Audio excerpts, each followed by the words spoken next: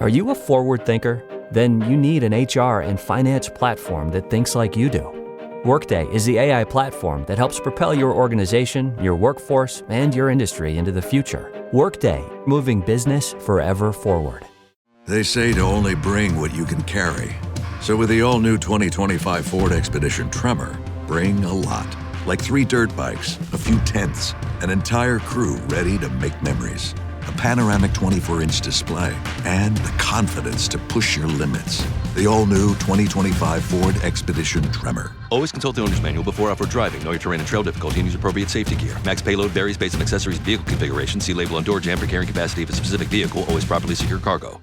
Subtle results, still you, but with fewer lines. Botox Cosmetic, out of botulinum toxin A, is a prescription medicine used to temporarily make moderate to severe frown lines, crow's feet, and forehead lines look better in adults. Effects of Botox Cosmetic may spread hours to weeks after injection, causing serious symptoms. Alert your doctor right away as difficulty swallowing, speaking, breathing, eye problems, or muscle weakness may be a sign of a life-threatening condition. Patients with these conditions before injection are at highest risk. Don't receive Botox Cosmetic if you have a skin infection. Side effects may include allergic reactions, injection site pain, headache, eyebrow and eyelid drooping, and eyelid swelling. Allergic reactions can include rash, welts, asthma symptoms, and dizziness. Tell your doctor about medical history, muscle or nerve conditions including ALS or Lou Gehrig's disease, myasthenia gravis, or Lambert-Eaton syndrome, and medications, including botulinum toxins, as these may increase the risk of serious side effects. For full safety information, visit BotoxCosmetic.com or call 877-351-0300. See for yourself at BotoxCosmetic.com.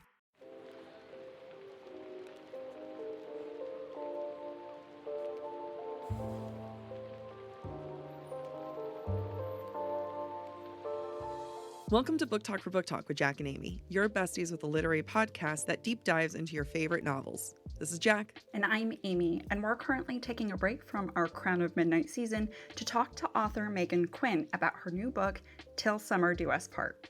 Meghan Quinn is a New York Times, #1 Amazon and USA Today best-selling author, wife, adoptive mother, and peanut butter lover. Author of romantic comedies and contemporary romance, Meghan Quinn brings readers the perfect combination of heart, humor, and heat in every book. Find her at her website, authormeganquinn.com, or on Instagram at Meghan Quinn Books. Welcome to the podcast, Meghan. Welcome. Thanks for having me. There you. I respect a Meghan with an H. Thank you. I want to think there's more representation of Megans with H's out in the world. There are quite a few of us, but there isn't a lot of mugs or license plates or things with our names on it. It's always without an H, and it's very disappointing. That is disappointing, because Sarah with an H and Sarah without an H are equally represented, I feel like. Equal representation for Sarah's. Yeah. Not for Meghan's. No, Amy does not have to worry about it. Although I will say Jack with just a JAC. You don't see any of those. No. Mainly Are you a because it's not Jacqueline, real though? name. I am a Jacqueline, yes. Okay. So Plenty you could of go formal if you wanted. If I wanted to be real fancy and add a French accent, it's like, hello, I'm Jacqueline. Yeah. Which is unfortunately not how I introduced myself today, but so we're here to talk to you about many exciting things. One of the big ones is definitely one of my favorite romances that I've read this year. Till Summer Do Us Part. Thank you. And it was. And she reads like 100 a year, by the way. I do read quite a bit, and this is the one. All of your books are the ones that make me flat out cackle laugh. And we'll get into ones about like some of our questions later about some of our favorite lines, to which I will be reciting my favorite lines of your work to you. Perfect. In the most unawkward way possible. But it has been out. We're going to try to avoid any spoilers. But that being said, we're going to ease into this interview, because you have the characters come up with a mocktail, or not a mocktail, it's a cocktail, but like the mocking is the fact that it's not real. They're coming up with a cocktail on the spot. And in order to describe the relationship, and that's going to build to a larger discussion and themes around therapy, and we'll get more into that. But again, easing you into this. So how would you, what cocktail would you give this book? Because I have thoughts on what kind of liquor would be used to describe this book. Interestingly enough, I'm not a big drinker. So I wouldn't be very good at naming. I had to look up different drinks for this because I'm like, well, I don't know, a margarita, like or vodka and cranberry. That's what I drank in college. Or a Malibu Bay Breeze. That actually was my bar choice. Okay. But so I was thinking about this, and I'm gonna go with not necessarily a cocktail, but I'm gonna go with a mixed drink, which I think is a good. It would work well. So I would say an Arnold Palmer. So lemonade and iced tea. Lemonade because Wilder is just like super sweet. Yeah. And then an iced tea unsweetened because our fabulous female main character Scotty is just slightly jaded and maybe like on the unsweet side, but when you put them together, it makes the perfect combination. That's actually really cute. Yeah. Thank you, thank you guys. Thank you. That was A little a really bit more good praise. answer. Some applause would be great. Thank you. Yeah, that is a very well thought out answer. I was over here, I'm like, tequila. But I mean, mine was tequila, but I was like strawberry basil margarita. Ooh. You got the sweet and the like, not like the thing you don't expect, but Yeah. they work amazing together. yeah. One of my favorite things to do in bars, because I don't know drinks enough to sound cool. Like, I know gin and tonic, like, that's all, like, or amaretto and Coke from my college days, but which is not the thing to order now as a grown-up, unfortunately. But normally my go-to is just to come up to them and be like, hey, can you make me a cocktail that has tequila in it, and then just like base it off of these vibes. And that's kind of like where most of my drinks will come from. And now I feel like I need to hand them the book and be like, can you read this? Yes. I'll circle back in a week. Yeah. Build me a cocktail based off of this. But I love the Arnold Palmer. We do love Arnold Palmers here. I'm a sucker for them. And then like if they don't have it, like I'm like, but you have iced tea and you have lemonade. So you can make it. Yeah. And then you have to, and then like getting that right ratio, because you're like, can I have like more lemonade or more tea? And then I always add a little bit more lemonade because I think I don't know, because I always do unsweetened iced tea, and I always add like a little bit more lemonade, especially if I'm the one, like, let's say like, we're traveling and we stop somewhere quickly to get a drink or whatever, and I have to make it myself. I'm always like a little like iced tea, just shy of halfway, and then lemonade. Nice. Yeah. I love it. I was on an Arnold Palmer kick a few months ago. I've moved on to Shirley Temples, but I feel an Arnold Palmer is coming back. Yeah, I surely hope so. Yes. Sorry. Oh, wait. I 10 out of 10 I hate myself. That was such 10 a out of 10 person approve thing. of that. So, one thing about Till Summer Do Us Part is there are some things that Wilder possesses that maybe not everyone is familiar with. And this is one instance where we have to potentially, in Jack's case, Google search. You threw me under the bus, but I did not know what certain piercings were. So he has piercings. We didn't know what they were. We Google searched. How was that search, Jack? Okay, well, the interview to me, it started in Google. It ended up in Pornhub, if I will be frankly honest. Really? Did you see anything? I saw some things, yeah, because I was also confused about like certain logistics, and I mean, because I'm familiar with Jacob's Ladder, which I believe is another one that you've done. Yes, I'm all about the piercings, you guys. Yeah, you're all about education. All right, that's what you're about. I'm here and then, for the woman's pleasure. Yeah, and so that's what I needed to confirm. Yeah. In my journey. So, dovetailing off of that, what was maybe the best or most intriguing thing you've had to research, Megan, in order to write one of your books, or in this case, sexual encounters? So I did have to look. I actually looked up like different piercings because I was like, I've already done this and this. Like, what's something different that I could do? And so that came up. And it's funny because the ones that I was looking up, it was all like illustrations, and it was very like scientific. So there was nothing like. That's where it landed for me too. Yeah, I feel like I would be too scared if it went into like reality. I'd be like, oh my god, look at that head. So I was very, the illustrations were great for me, and I was like, that would work. The cross would work for me.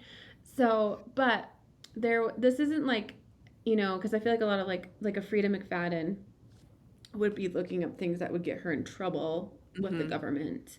Whereas like I am looking up things that it's like, what's wrong with you? So there's this one that I was reading, or not reading, I was writing, He's Not My Type, which is the 4th book in my Vancouver Agitator series. And in this book, Halsey is the main character, and he's very he's a bookworm, very kind of quiet, but in the sheets, he's very vocal.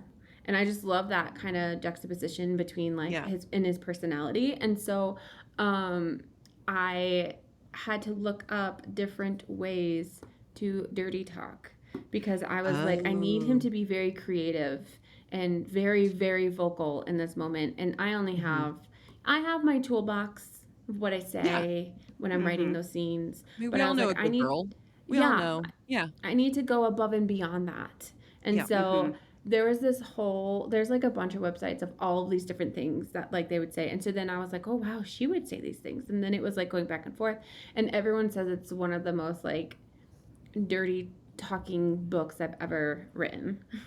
I mean, research was done in there. And a lot of research was done on that one, because I very much was like, I need to make sure I nail this while he nails her. Wow. That's another thing that's not represented in Pornhub. We really, I'm sorry to be discussing my searches, but like I'll read something and I'm just like, okay, but how does that visually play out for me? And you just don't get the visual of dirty talk enough out there. Yeah. Which I think is very important.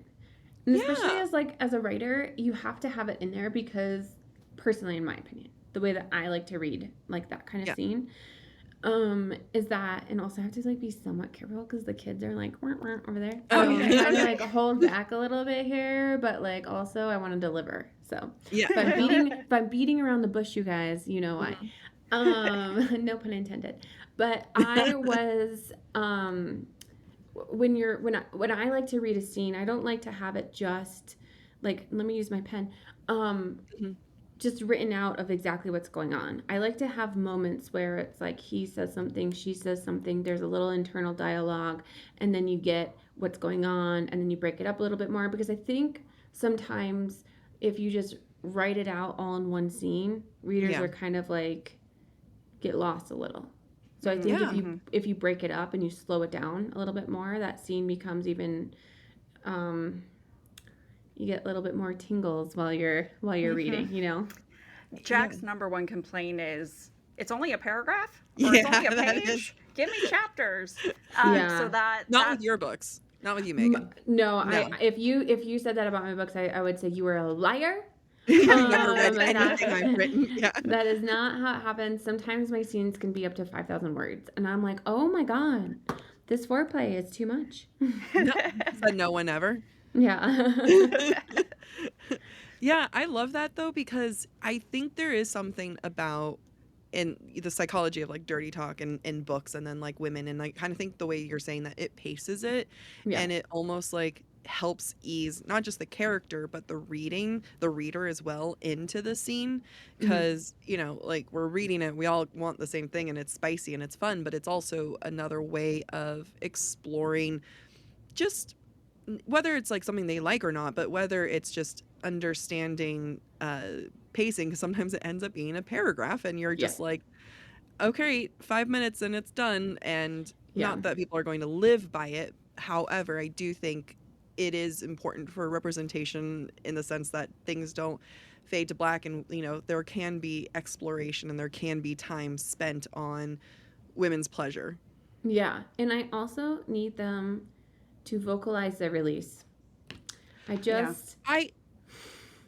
agree. I need that so much. I can't have another wave crest over something. I can't have or vision white out. I can't have, because I get confused. I'm like, did she finish? Yeah. Did she fake it? Is she just like, you know? And yet the description for guys, even in books written by women, is I know exactly when they're done. Yeah. Like. So true. 100%. There needs to be vocalization there. Absolutely. Glad we're on the same page, ladies. It's a club. Yeah. It is a club. I mean, Amy's on a sapphic romance book journey, and she's trying to find one that just doesn't fade to black either, where it's just, you were saying, Amy, like it just doesn't have good. Yeah, and maybe I'm looking in the wrong places because my fiance is female, and I'm trying to write a sapphic romance, and I'm just like, it's not as vocal, it's not as, I think I would say, intimate as hetero romances. I think it's women aren't necessarily, women readers, and I could be completely wrong here, aren't ready to read that in some aspects in a general population, whereas they're more welcoming to reading to men rather than to women. And so I think you'll see more fade to black because you want that romance story, and it's, you know, people want everyone to have love, but I don't know if they're necessarily ready for that like aspect of it. So you see a lot more of fade to black because you have to like look at who's going to be consuming the book, and so I think you see a lot more of fade to black on that end. So yeah, I think that could be one That's a good point. Yeah. Amy, be the change we want to see in the world. Or be the person they target burn.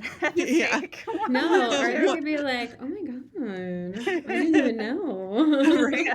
You don't know. Maybe more sexual awakenings. Who knows? Oh, exactly. Right. What's be the mummy? Right? Isn't that like everyone's I Vivian? have no idea. Rachel Weisz in The Mummy. Yeah.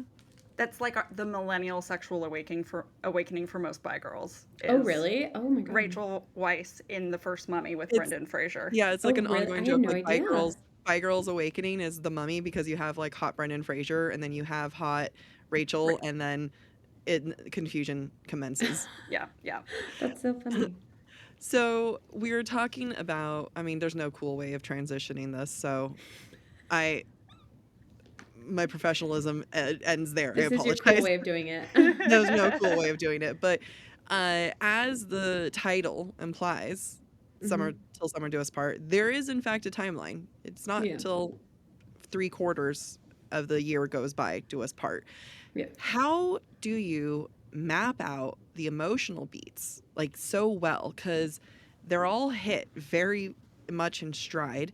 And what advice would you give new or aspiring authors who might want to write a romance novel with such a strict timeline, like in the story? It's my least favorite type of book to write when it has a short timeline, and I apparently keep doing it. Like Christmas is really tough, you know, and so like this one, when you write a short timeline, there has to be some sort of familiarity between the two characters who are falling in love. Because a lot of people don't believe that a week long you could fall for each other, right?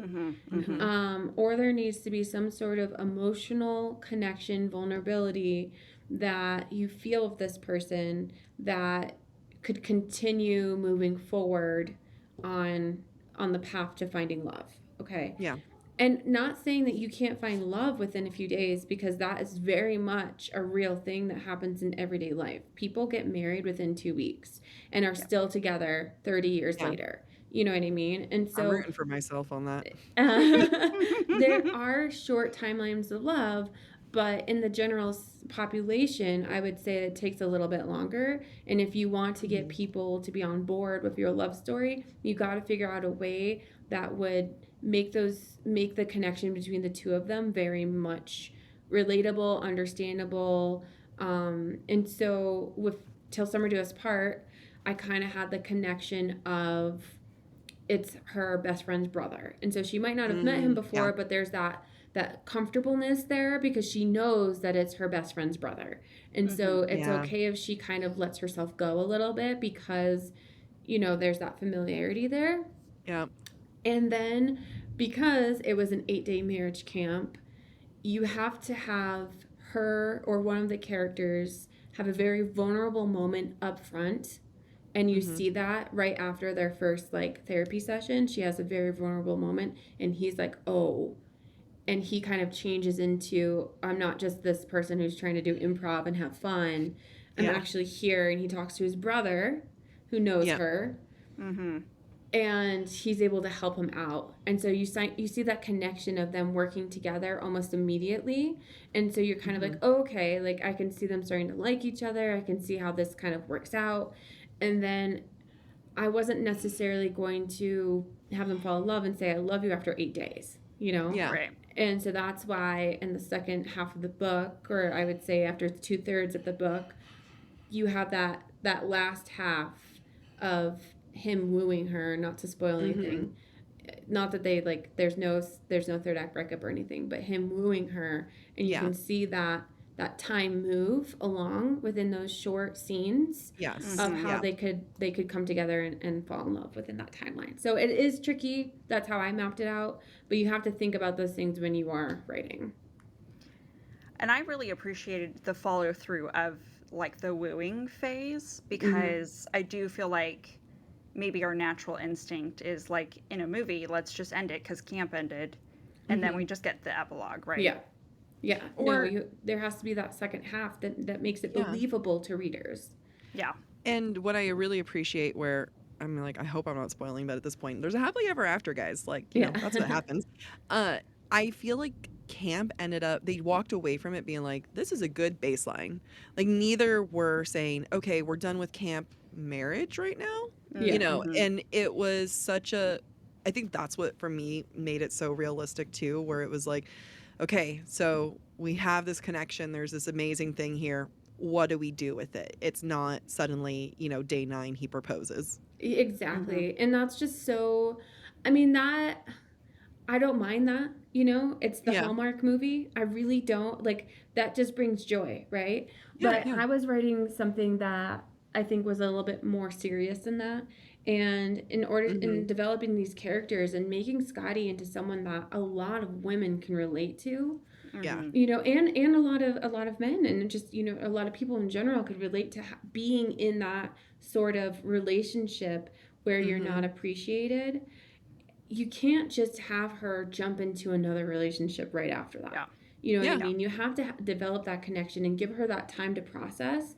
And that's what was important to me as I was moving through. And like, yes, like this book is summer fun and it's just laugh out loud. But there are those deeper moments that I think can really help a reader connect with. Yeah, absolutely. And one of those aspects was the therapy sessions that they go to, which not only plays this huge role in the story, but also just, I think, offers great representation of what it means to, I mean, I wouldn't say Sanders' therapy is conventional, but therapy is not this scary thing that, you know, all couples should avoid or all individuals should avoid. So one of our questions is, you know, was the therapy aspect of the story kind of like one of the building blocks, the fundamental blocks, or did you find that because of Scotty's past or someone else's past, it needed to be incorporated? The entire book was driven around the thought of a couple going to couples therapy who don't know each other. So it was a meme someone posted in my group and said, oh my God, Meghan could totally write this book. And it said, I would love to see a married couple or a couple who is going to marriage counseling, who don't know each other, have never met, but are pretending that they're in this like marriage counseling session. And I was like, that's so freaking funny and brilliant. And so I kept that. I held on to that nugget for a while. And then my publisher was like, we really want a summer book. And I was like, hey, I have the thing for you. And so then that's when I started to like develop, you know, bringing in the summer camp and all that different stuff. But the therapy was what the book was built around. Yes, very unconventional at times. But I also think having the ability to, you know, I've been married since 2012 at this point. And so, you know, knowing that there are things like in a marriage that you kind of hold back on, or maybe communication is as effective as it should be in certain times of that marriage because of things that you're going through. I think it's important to show like you got to get it all out. You can't be holding back on those things. You got to talk about it, even if it's something difficult you have to talk about. And so I'm hoping that I was able to kind of represent that. I don't like to go too serious with my books because I do market them as rom-coms, but a little bit of thought in there with some deeper things. Hopefully people got that. I mean, we're both therapy people, been going over 10 years each, and I love seeing therapy represented in books because it does make it not scary, and it does make it more relatable. And even though you have such a fun concept of this couple that doesn't know each other and summer camp, it is always refreshing to have those moments of authentic therapy and authentic conversations that any couple should have. So when you see that happening in a romance book, and it's not just the hallmark I love you, which again is always good, but there are those real stripped down conversations, I do appreciate it very much. It's noted, clocked, appreciated. Plot twist, it's an ad break, but we promise it is still canon. Did you know my mom got a whole new patio set? No? Yeah, and she's supposed to be putting it together on her own. Oh, she can't do that. No, that's why I'm getting her to TaskRabbit. I know your mom and stepdad would really want to do it themselves, but honestly, they should be enjoying retirement and just get TaskRabbit. That's why I told them to get started by going to TaskRabbit.com or to download the app. They get to search by the best tasker for their job based on cost, skill set, availability, and past client reviews. They can even schedule their tasker as early as the same day if they're super in a rush. Taskers have assembled over 3.4 million pieces of furniture, done 700,000 home repairs, completed 1.5 million moves, and more. Plus, with TaskRabbit's happiness pledge, if you're not satisfied, they'll work to make it right. With the amount of books I keep buying, I actually have my tasker coming next week to help me set up a new set of bookcases. Be like Jack and her mom and tackle your to-do list today and get 15% off your first task at TaskRabbit.com or on the TaskRabbit app using the promo code BookTalk. That's promo code BookTalk, BookTalk, at TaskRabbit.com for 15% off your task. TaskRabbit, book trusted help for home tasks. Amy, yesterday when I went to that Argentinian restaurant, I ordered my empanadas in Spanish, and the owner of the restaurant was surprised with how good my Spanish was. Oh, nice. You've been practicing. I've been practicing with Babbel. Like Jack, you can start speaking a new language with confidence thanks to Babbel's conversation-based technique that quickly teaches you useful words and phrases about the things you actually talk about in the real world, like ordering empanadas. I got 3. That's tres. Babbel is handcrafted by over 200 language experts. Babbel's lessons are voiced by real native speakers and built with science-backed cognitive tools like spaced repetition and interactive features to fit any learning style. Babbel's tips and tools for learning a new language are approachable and accessible. It's like having a private tutor in your pocket. One of my favorite ways of learning Spanish has been the Babbel games that they've provided. I think I'm having fun when in actuality it's science-based and spelling reinforcement.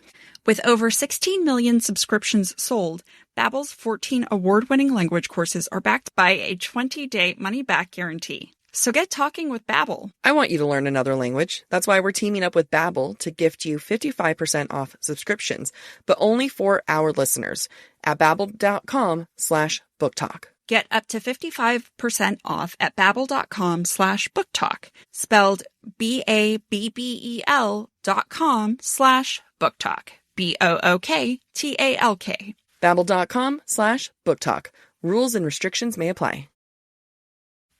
This show is sponsored by Liquid IV. It's starting to get into hot weather here in California, and both Jack and I are weaklings when it comes to the sun. One of the things we always make sure we do is hydrate, but especially with electrolytes. I think it's a well-known fact amongst our friends that I drink Liquid IV daily. I try to drink 3 liters of water a day, and my liter that has my Liquid IV is always my favorite one, and I save it for my midday water because it's my happiest water. Happiest water. It is my happiest water. It brings me the most joy because it's the most tasty. I'm so excited to try the new Arctic raspberry flavor. I love raspberry, and I love the idea of it being icy cold. Plus, Liquid IV has sugar-free solution powders as well by LIV Hydroscience for smart hydration. Just 1 stick and 16 ounces of water hydrates better than water alone. It has 3 times the electrolytes of the leading sports drink, 8 essential vitamins and nutrients, and is always non-GMO, vegan, gluten-free, dairy-free, and soy-free. Squeeze the most out of your summer with Liquid IV. Tear, pour, live more. Go to liquidiv.com and get 20% off your first order with code BookTalk at checkout. That's 20% off your first order with code BookTalk, BOOKTALK, at liquidiv.com.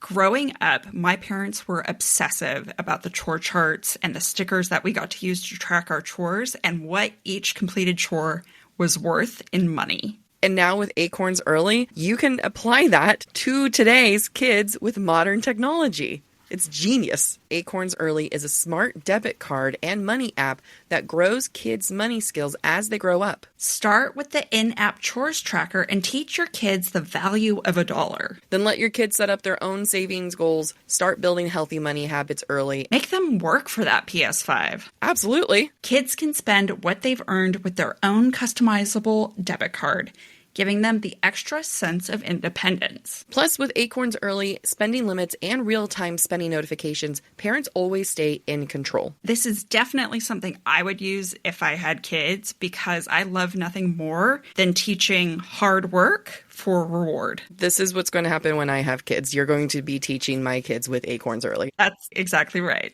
Ready to teach your kids the smart way to earn, save, and spend? Get your first month on us when you head to acornsearly.com/booktalk or download the Acorns Early app. That's 1 month free when you sign up at acornsearly.com/booktalk. BOOKTALK.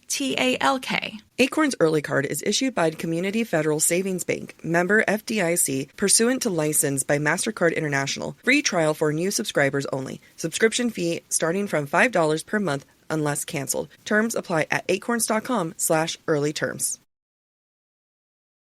Okay, so this is actually a great kind of on this topic of emotions and the structure.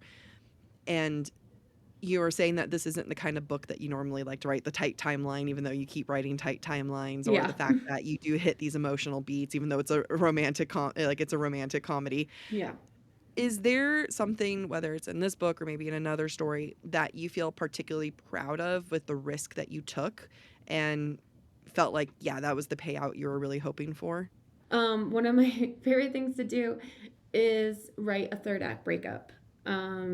It's just, I'm a product of 2000 rom-com, and it's boy meets girl, boy loses girl, boy gets girl back. Like, that's just the formula that I just grew up on, and I love it, and I love the begging, and I love the heartache, and I love the chance of being able to fix that. It's just, to me, it's one of my favorite things to read. And in recent times, the third act breakup has gotten a little bit of pushback, and I understand the anxiety of it all, and healthy relationships and healthy communication and all that different stuff. I totally get it. One of the things that I do like to say is that you can't sit there and tell me that you, if your partner, are the most healthiest communicators in the entire world, and there is no miscommunication ever, and this is the most perfect relationship. You can't sit there and tell me that. So when people hate on a miscommunication trope or something like that, I'm like, come on. Yeah. Are you living a perfect life? Absolutely not, And maybe they don't want to read about it, and that's their own preference, and they can do that. That's totally fine. Mm-hmm. But, to hate on a miscommunication trope, I think it's one of the most relatable things a romance author can write, because of the fact that we are that's how we are. We're humans. We are going to miscommunicate all the time. And so, unless you're truly a gift from God and able to communicate it the best way possible, and I try, but there are times where there's miscommunication, you know what I mean? And you work through it and you get through it, and it's fine. But so for this book, I was given the fact of who Scotty is and her past and what she's been through, I don't think I can throw them through a third act breakup. And that was tough on me because I have written very few of those. Because I just thrive on them. God, I love a fight. And I love the whole aspect of it. But for this, I couldn't put her through that third act breakup because Wilder, I don't think would have been that guy who would have done it. Because he's been so understanding and such a healthy communicator through the entire book. And so much Team Scotty in trying to help her find herself again, that to have that third act breakup, I was like, it just doesn't make sense. And so that was kind of my risk there because, you know, it's what I thrive on, what I love the most, and pulling back and really having to think of how these two would react in this situation and going into this, him proving that, like, she's worth it was way more of a risk than being able to throw down a good fight and then make up in the end. That makes sense. And it's a risk that definitely paid off. What was it? One of the most stressful third acts. It was a third act. Third act miscommunication was the second in the not so meet cute. The second one. So not meant to be, yeah. That one was a stressful one. But at the same time, it needed to be stressful for that one. And so I can see what you're saying where you have to ask yourself, like, what's true to the characters? What's true to what they would actually do here? Yeah. So, I mean, like, it's great to know you can definitely do both. You can stress me the hell out and you can have but I was still stressed out at the end of this one too. Well, here's the thing. Like, when you pick up a Meghan Quinn book, without a doubt, you will always get a happily ever after. Yes, you know, I'm not, like, I truly believe in that. I think people flock to romance because they know that for the most part, you're going to get a happily ever after. And they want that almost cliche ending because it brings them joy. And, you know, reading is an escape. And we need that escape, you know, for many reasons. There's so many things going on in the world. There's so many things happening in everybody's life that they turn to books for that escape and for that happiness. And so with me, my job is to entertain you and to make sure that I bring you joy. And so I will always bring you a happily ever after. Now, will it be a journey to get there? Oh, yes. And will there be times where I do an 8-year breakup? Absolutely. And I don't care. I'm not even sorry. I love it. But in the end, they will be together. And it'll be great. I think what the reason why your third acts don't destroy me, and they destroy me, but in a way that I can handle, is that they're not happily ever after on the very last page. Yes. You always give us a little bit more. And I think for me, like, when sometimes I'll, like, be reading and then it's like, and they get back together and they kiss and I'm like, the fuck? Did you just end the book on me? I don't even get an epilogue to know how it happened. So I will say with your books, there's always, like, one more scene, one more chat. Like, there's always an epilogue. Follow-up. Yes, there has to be an epilogue. I get so mad when I watch a movie and it's like, well, not that there's been a lot of rom-coms lately. It's you. It's always been you. I was hoping it was you. Yeah, and then they kiss and then it's just done. It's done. Hey, I love You Got Mail. Oh, that's I know. I love You Got Mail. Literally, I read Third Date, 3 Dates. And 3 Blind Dates, 3 Blind Dates. Yeah. Sorry for not saying your book correctly to you. I'm really sorry. 3 Blind Dates. You can make it up with the lines later. Yeah. And I signed up for Plenty of Fish, and they ask you like your name, like, what's your name? I was this close of doing Shop Girl in honor. I should have. Oh my God. I did Book Lover. I'm sorry, but it was. I mean, that's fine. Yeah, but it was, I'm like, do I do it in honor of? I can still change it. But, like, yeah, the epilogue is so important to me. It is. And if I don't get an epilogue when reading, like, I'm about to finish this one series that I've been reading for a very long time. And when I say very long time, I mean since February. And I don't even know if there's an epilogue. If there's no epilogue, I scream, okay? I squeal. I throw the book. I'm going to be so angry. And that's valid. Yeah. And that is valid. We'll see if they deliver. Yeah. So we've got a lot of things that you can always get from a Meghan Quinn book. We've got an epilogue, we've got happily ever after, we've got banter and dry humping. I think that's what we learned at The festival of books. Dry humping. If you can throw in some pegging. I mean, yeah, dry humping. Queen of dry humping. I love a good dry hump. And I've seen, you guys, I've seen a trend of talking about dry humping more. And I'm like, oh, is that so? Is that so? There's been an uptick in other websites with that too. Am I a trendsetter? I don't know. I think so. Again, I just want to see how things visually play out. And especially when you bring in a motorcycle to things, I just need to see how that works out. But there's a real question in here. So there is. So you also make the banter between the characters feel real. Because of that, sometimes it's because of the way that the two opposing characters mesh, right? Mm-hmm. Wilder is sweet to Scotty's sour. Yeah. And at least in this case, are there certain tropes or archetypes or combinations that you consciously make sure you include or look for in your characters when you're, or that you try to avoid in your characters when you're telling a story, when you're looking at your romance? So there has to be I always start off with you have to figure out what kind of tropes you're writing. And so I just tend to lean onto enemies to lovers a lot. I just like the tension that it brings and the way that it can drive a story. And that's almost in every single one of my books. And I'm like, is that okay? Sure, it's fine. One of my favorite people, Susan Stoker, she writes suspense military romance. And she has a formula that she follows every single time. She does not deviate from that formula. That's just what she's going to write. And she does extremely well. And she's like, yeah, I just write the same thing. Obviously not the same thing. But she has the same formula that she follows, trope-wise and all that different stuff. And percentage-wise of when things happen. Obviously her books are all vastly different. So enemies to lovers is something that I really like to fall onto. And from there you kind of have to assess the situation, what's the environment that they're in. Can there be close proximity? Can there be neighbors? Do they know each other beforehand? Do they know one of their siblings? Are there neighbors? What kind of other tropes can I throw into this trope soup that will get readers more invested? Can I add a one bed in there? What's their age difference? Things like that. Mm-hmm. And so it's not necessarily what I like to stay away from. It's more of what can I continue to throw in there that will make people more excited to pick up the book when you combined everything.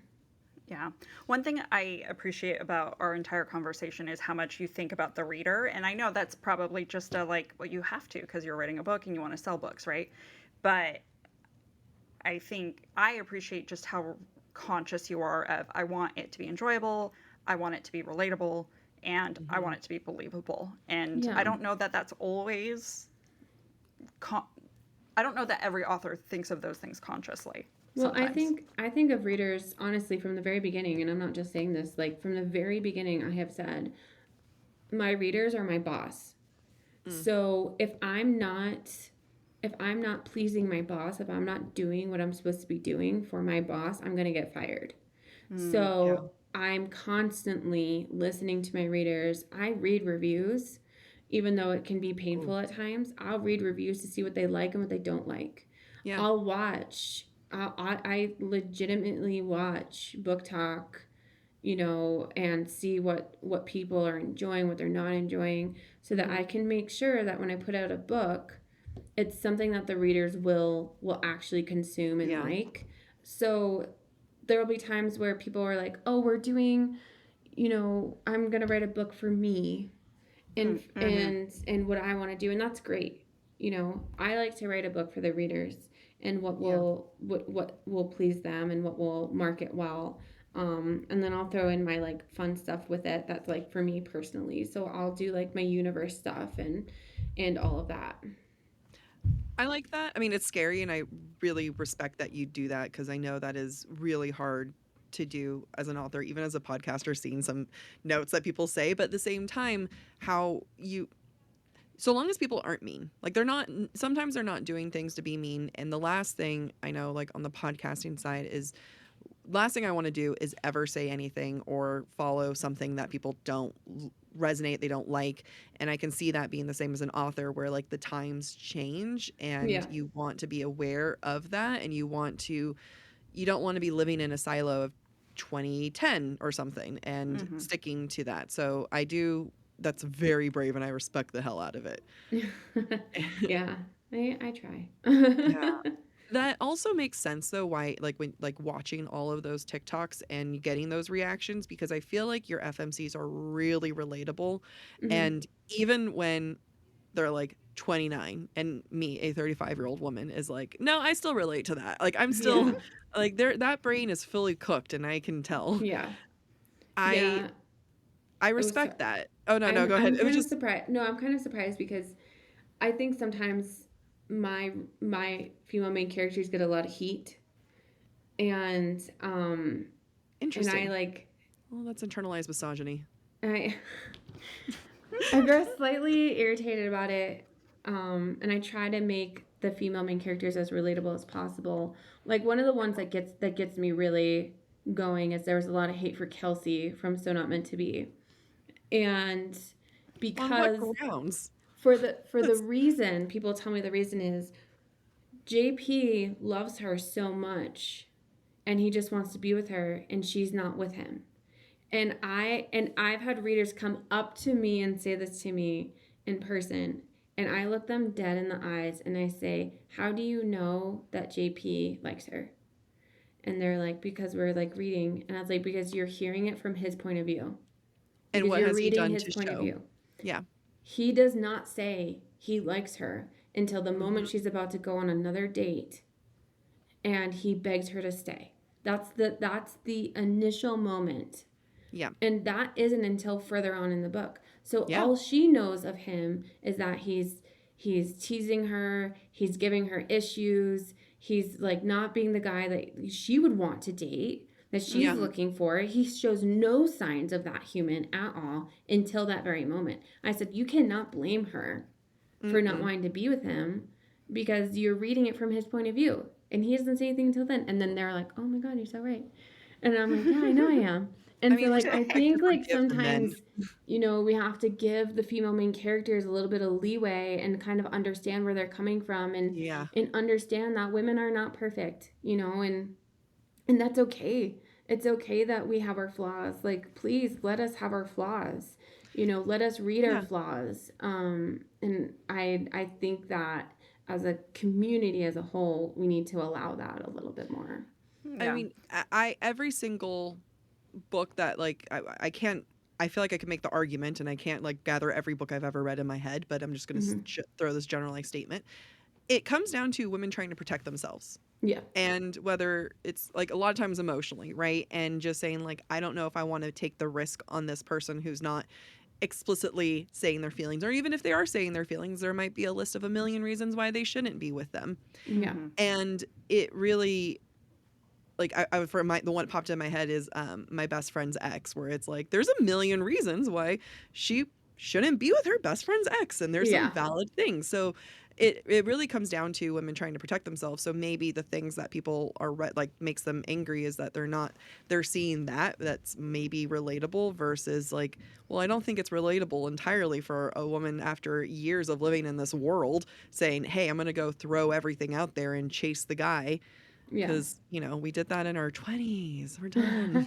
I also feel like this goes back to the miscommunication trope. It's really easy to love someone if you can read their mind. Yeah. Right? And as a reader, if you're getting the man's point of view, it's easy to empathize. But any relationship in which you love someone, you get frustrated when they're not being honest, right? Yeah. But if I could read my partner's mind every time she was obfuscating the truth, my life would be so much easier. Yeah, tell me about it. It would be so great if we were all mind readers. It would be 1,000 times easier. And how many times are we afraid to express what we're thinking? Just because we say something, the character might be like, I'm feeling scared of X, Y, and Z. Good luck trying to say that out loud. Good luck trying to tell someone, hey, I'm hurt because of X, Y, and Z. Yeah. It also, it's hard because JP was also freaking adorable. I get it. He's so likable in the book. Yeah. I kind of went further than I probably should have. He's so freaking likable that I understand the frustration, but you also, like, as a reader, have to understand that you're seeing his side, and you're not. You need to understand where she's coming from, because she has not seen that side of him. You're only seeing it because you're in his head. Getting drunk and donating to animals is one of the single most relatable thing. I went on a tangent months ago about pigeons on this podcast, about how like genuine, like just like went on this like angry rant about how pigeons are not taken care of, and they were basically pets that we just abandoned. But so JP was like extremely charming and funny, but again, in his own terms, not to her. Yeah. Like on his own time. Yeah. When I was writing Scotty, and I was like, okay. And I already saw someone do a review about it. How they're like, I'm not sure I'm really liking Scotty because she's like a bitter divorcee or whatever. And I was like, she's not, I wouldn't call her bitter. I would call her hurt. Yeah. And she's surrounded by people at her job who love their spouse. And she's coming from a divorce where her spouse didn't even remember her birthday. Yeah. I wouldn't call her bitter. I would call her hurt. Do you call men bitter divorcees? You never hear that. I know. I was like, this, ladies. We cannot live with these types of nope. Well, and also trauma. Like I mean, it's hard to tell maybe in the beginning, right? But it's so clear as you read the book that she's dealing with her own version of trauma. Yeah. And when I was writing it, I was like, there was a lot of edits that I did at the beginning, because when you're writing, you have to be catchy up front. You have to, like, especially a rom-com, you got to get some humor, like, right off the bat to pull in the reader to want them to continue. If you info dump at the beginning, you're not going to want to continue to read. And so with Scotty, I had to show that she was hurt without info dumping. And so there's, like, short instances where you could see her internal dialogue talking about how, like, her husband didn't remember her birthday, like little things, but I had to edit that harshly and I went back several times to be like, okay, I need to make sure that the readers understand her. I need to make sure that they feel for her and they empathize for her, because we are the first ones to not empathize with the woman when we're reading. And so that, like, and another really good example is The Reason I Married Him. And so that's with, I don't know if you guys have read that one yet, but that's with Aubrey and Wyatt. And so Aubrey has a troubled childhood, and she is just very jaded. And going into it, Wyatt, of course, is like kind of like this JP type of like golden retriever that like you fall in love with right away. And I went back right before I turned it in, because I was like, no one's going to empathize with her. No one is going to want to read this story because she's so jaded. So I wrote the epilogue, or the prologue, which is always kind of like a brief flash of to what's going to happen. And then the first scene you have is with Aubrey, and it's her in a dream. And it's her dreaming of her past, of her dad and how he was abusive and, whatever. And it's short. It doesn't show anything verbally abusive. Yeah. It doesn't show anything like really traumatic, but she snaps out of that dream. Yeah. And immediately you get this empathy for her. So when you continue through the story, you know why she is the way that she is. And so I think it's so easy to do that. You don't have to do that with men. You can, like, for my February book, I prolonged like where you figure out why he is the way that he is, but you can do that, because immediately you're going to attach on to how can we fix this guy, because that's just, that's how we are. Right. Yep. But for women, you have to get that empathy right away. Yeah. And so that's what I try to do with Scotty. And I really appreciate maybe is the wrong word. I'm really moved by this idea that in order for a woman to gain empathy, she has to reveal her trauma, her scars, in order for another woman to maybe empathize with her, or men, really. Otherwise, she's automatically a bitch. She's jaded. Whereas for me, someone like Scotty, I was single until I was 33, and I thought everything Scotty thought about married people for a really long time, because I was in a religious community that valued marriage, and nobody wanted to date me. I wonder why. I mean, and I always joke love bombing can't work on me, but maybe that's because I feel like I wouldn't be like golden retriever energy would freak me out because of things I unpack in therapy that you now know, Megan. But yeah, I mean, it is unfortunate. I'm happy that you're aware of it, but it's so unfortunate that we have to have that level of empathy right off the bat. Otherwise, female readers who are reading a female character that's probably more relatable than they'll ever understand, they won't have that empathy there. Yeah, I mean, but you got to also think about it too, is that the more that we talk about it and the more that we offer that empathy in books, the more that maybe we're going to be able to kind of reset our minds. And so I think it is a good thing. You know, I know several authors who kind of campaign on the same ideals of, you know, let's give our female main characters a little bit of leeway here, a little bit of grace, and see where they're going to take us before we judge them immediately. Yeah. So, love that conversation.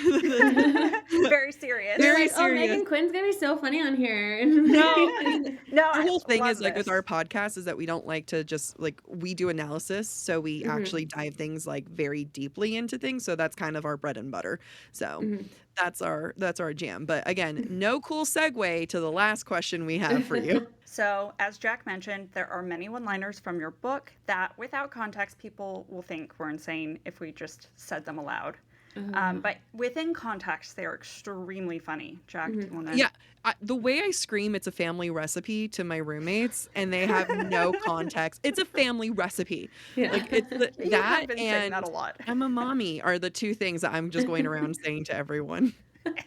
That's not from your book. That's from Love Island. But like, I was like, I don't know. I don't remember. I don't know a lot about my books, but I'm a mommy. It's not really like. That's Love Island. That's Love Island. But it's a family recipe. Yeah.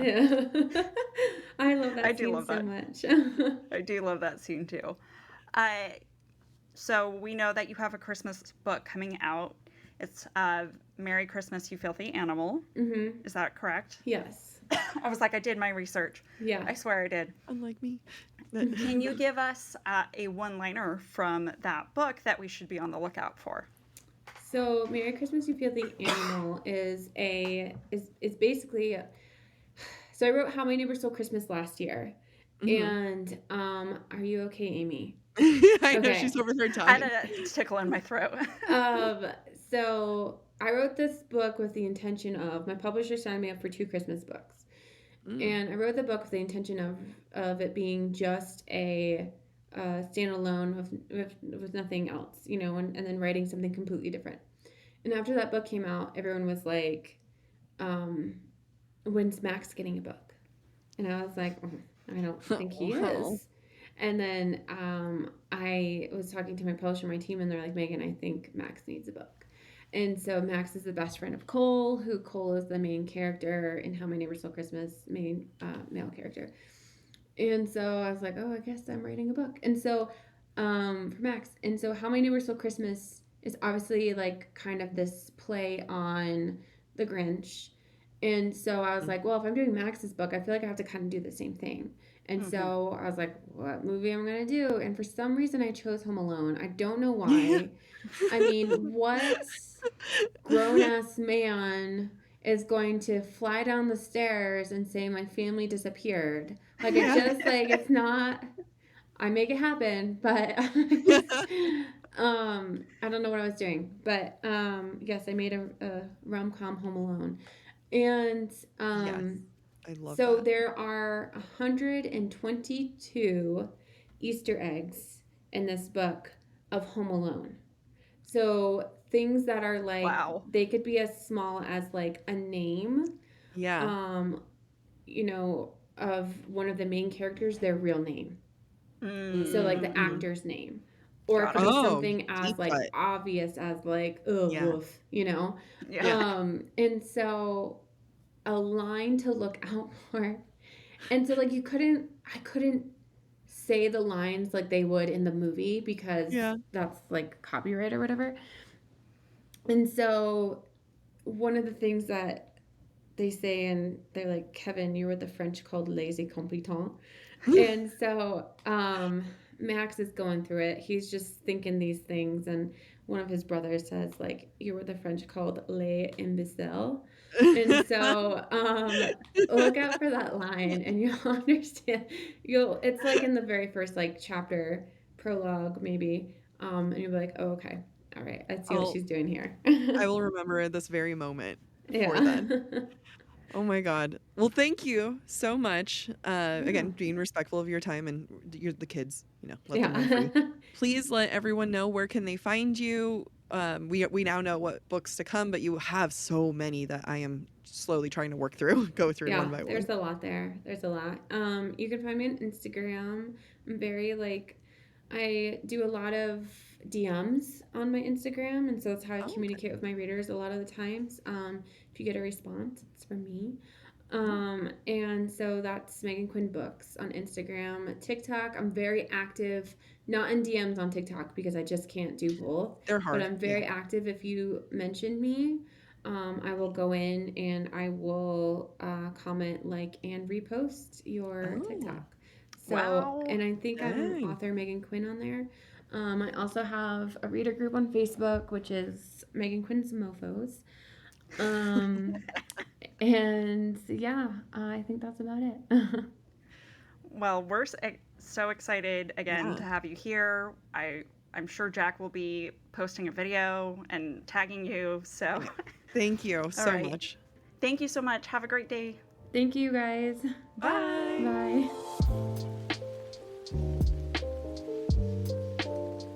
Thank you for listening to the special episode of Book Talk for Book Talk with Jack and Amy. Stick around for Thursday, where we continue this week's Crown of Midnight episode.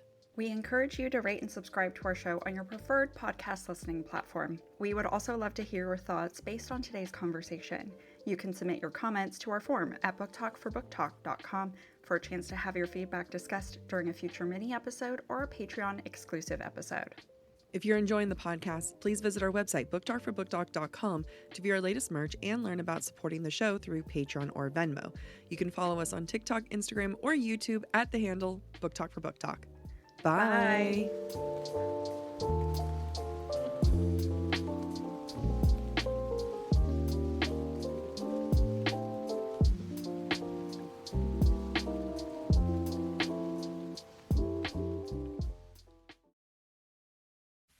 This show is sponsored by Liquid IV. It's starting to get into hot weather here in California, and both Jack and I are weaklings when it comes to the sun. One of the things we always make sure we do is hydrate, but especially with electrolytes. I think it's a well-known fact amongst our friends that I drink Liquid IV daily. I try to drink 3 liters of water a day, and my liter that has my Liquid IV is always my favorite one, and I save it for my midday water because it's my happiest water. Happiest water. It is my happiest water. It brings me the most joy because it's the most tasty. I'm so excited to try the new Arctic raspberry flavor. I love raspberry, and I love the idea of it being icy cold. Plus, Liquid IV has sugar-free solution powders as well by LIV Hydroscience for smart hydration. Just 1 stick and 16 ounces of water hydrates better than water alone. It has 3 times the electrolytes of the leading sports drink, 8 essential vitamins and nutrients, and is always non-GMO, vegan, gluten-free, dairy-free, and soy-free. Squeeze the most out of your summer with Liquid IV. Tear, pour, live more. Go to liquidiv.com and get 20% off your first order with code BookTalk at checkout. That's 20% off your first order with code BookTalk, BookTalk, at liquidiv.com. Growing up, my parents were obsessive about the chore charts and the stickers that we got to use to track our chores and what each completed chore was worth in money. And now with Acorns Early, you can apply that to today's kids with modern technology. It's genius. Acorns Early is a smart debit card and money app that grows kids' money skills as they grow up. Start with the in-app chores tracker and teach your kids the value of $1. Then let your kids set up their own savings goals, start building healthy money habits early. Make them work for that PS5. Absolutely. Kids can spend what they've earned with their own customizable debit card. giving them the extra sense of independence. Plus, with Acorns Early, spending limits, and real-time spending notifications, parents always stay in control. This is definitely something I would use if I had kids, because I love nothing more than teaching hard work for reward. This is what's going to happen when I have kids. You're going to be teaching my kids with Acorns Early. That's exactly right. Ready to teach your kids the smart way to earn, save, and spend? Get your first month on us when you head to acornsearly.com/booktalk or download the Acorns Early app. That's 1 month free when you sign up at acornsearly.com/booktalk. BOOKTALK. Acorns Early Card is issued by Community Federal Savings Bank, member FDIC, pursuant to license by MasterCard International. Free trial for new subscribers only. Subscription fee starting from $5 per month unless canceled. Terms apply at acorns.com/early terms. The search for truth never ends. Introducing June's Journey, a hidden object mobile game with a captivating story. Connect with friends, explore the roaring 20s, and enjoy thrilling activities and challenges while supporting environmental causes. After 7 years, the adventure continues with our immersive travels feature. Explore distant cultures and engage in exciting experiences. There's always something new to discover. Are you ready? Download June's Journey now on Android or iOS.